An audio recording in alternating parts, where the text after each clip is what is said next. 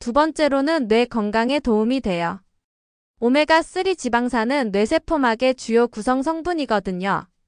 그래서 기억력 향상이나 치매 예방에도 효과가 있다고 알려져 있어요. 반드시 압착법으로 만든 제품을 선택하세요. 여기서 꿀팁 하나 알려드릴게요.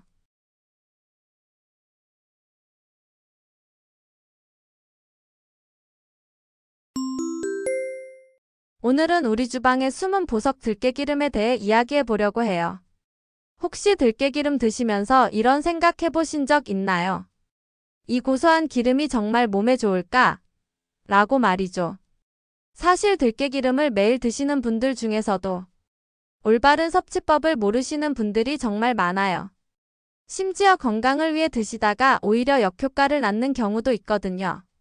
오늘 이 영상을 끝까지 보시면 들깨기름의 놀라운 효능은 물론이고 주의사항까지 모든 것을 알게 되실 거예요. 특히 마지막에 공개할 들깨기름 고르는 비법은 정말 중요하니까 꼭 끝까지 봐주세요. 그럼 먼저 들깨기름이 왜 이렇게 주목받고 있는지 알아볼게요. 들깨기름의 가장 큰 특징은 바로 오메가3 지방산이 풍부하다는 거예요.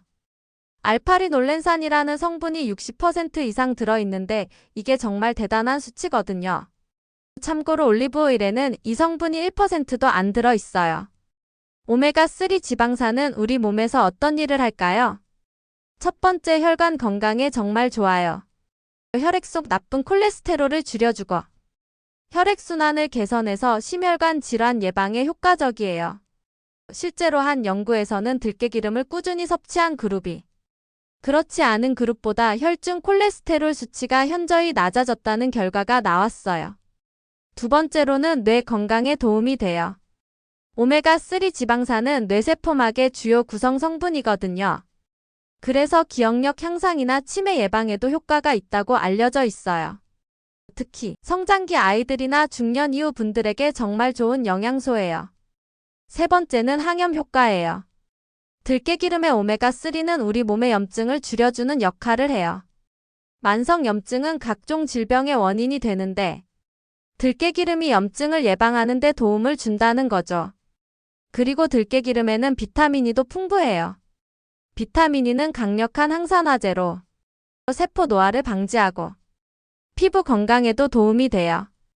그래서 들깨기름을 꾸준히 드시는 분들을 보면 피부가 윤기 있고 건강해 보이는 경우가 많아요.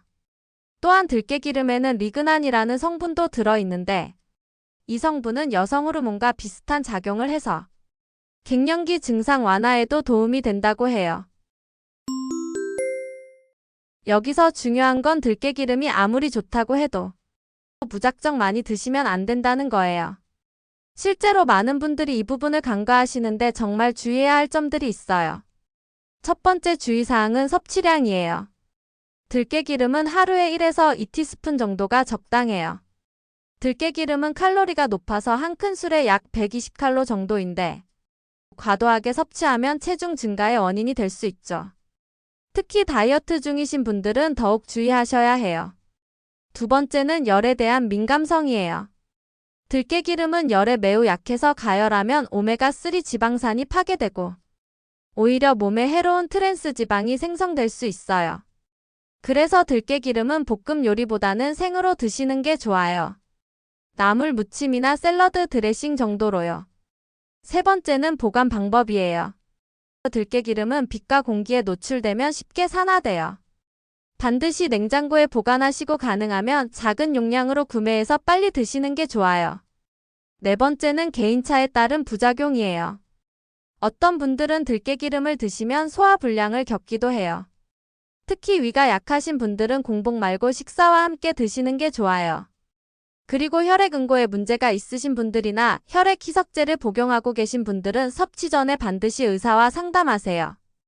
오메가3가 혈액을 묽게 만드는 효과가 있거든요. 가장 기본적인 방법은 나물 무침이에요.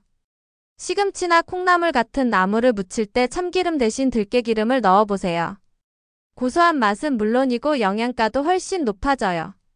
두 번째는 샐러드 드레싱으로 활용하는 거예요. 들깨기름에 식초나 레몬즙을 넣고 소금, 후추로 간을 맞춰서 드레싱을 만들면 정말 맛있어요.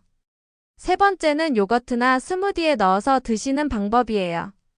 플레인 요거트에 들깨기름 1티스푼과 꿀을 넣어서 드시면 고소하면서도 건강한 간식이 됩니다. 스무디를 만들 때도 들깨기름을 조금 넣으면 영양가가 높아져요.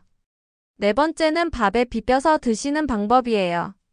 같이 은 따뜻한 밥에 들깨기름과 간장을 넣고 비벼서 드시면 간단하면서도 맛있는 한 끼가 돼요. 여기에 김이나 깨소금을 뿌리면 더욱 맛있어요. 다섯 번째는 국물 요리에 마지막에 넣어서 드시는 방법이에요. 된장찌개나 미역국 같은 국물 요리를 다 끓인 후에 불을 끄고 들깨기름을 몇 방울 떨어뜨리면 풍미가 훨씬 좋아져요. 이때 중요한 건 반드시 불을 끈 다음에 넣어야 한다는 거예요. 여섯 번째는 김치와 함께 드시는 방법이에요. 김치에 들깨기름을 살짝 뿌려서 드시면 매운맛이 중화되면서 고소한 맛이 더해져요. 특히 묵은지와 잘 어울려요. 일곱 번째는 견과류와 함께 드시는 방법이에요. 아몬드나 호두 같은 견과류에 들깨기름을 살짝 뿌려서 드시면 고소함이 배가 되고 영양가도 높아져요. 이제 가장 중요한 부분인 좋은 들깨기름을 고르는 방법에 대해 알아볼게요. 시중에 정말 많은 들깨기름 제품들이 있는데 어떤 기준으로 골라야 할까요? 첫 번째 기준은 제조 방법이에요. 들깨기름은 크게 압착법과 추출법으로 나뉘는데 반드시 압착법으로 만든 제품을 선택하세요. 특히 저온 압착법으로 만든 제품이 가장 좋아요. 고온에서 압착하면 영양소가 파괴되거든요. 제품 라벨을 보시면 저온 압착, 냉압착 등의 문구가 있을 거예요. 이런 제품들이 영양가가 높고 맛도 좋아요. 두 번째는 원료의 품질이에요.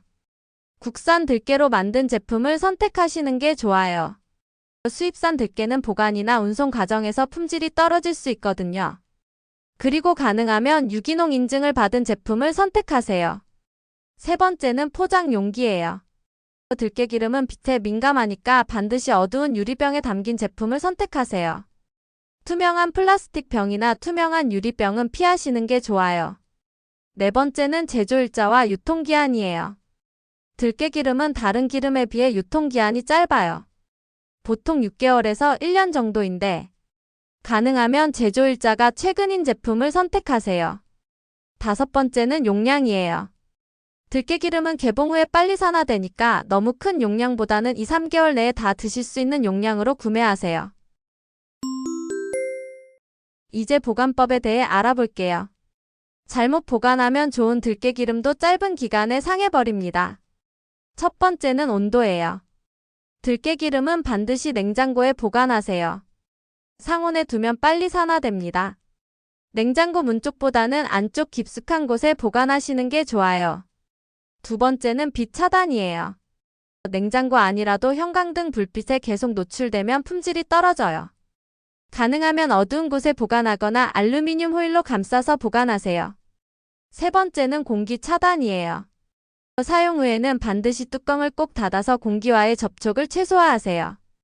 공기에 노출되면 산화가 빨라져요. 네 번째는 용기 관리예요.